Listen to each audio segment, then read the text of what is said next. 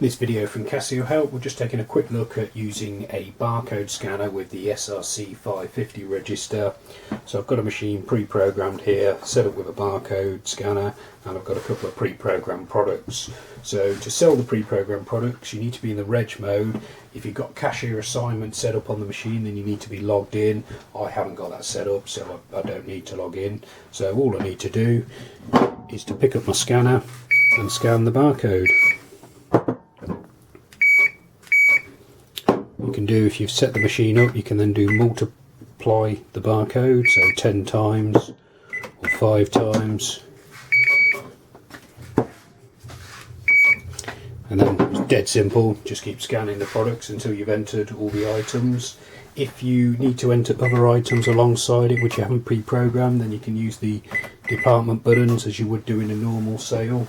Once you've entered all the items, subtotal. If you've spotted you've made a mistake, like you've scanned one too many items, then you can still use the order review screen, which you simply access by pressing the arrow down key. So if you spot that the 5 GT85s, for example, were a mistake, you simply arrow down to them, press CA amount 10, and they're removed from the sale.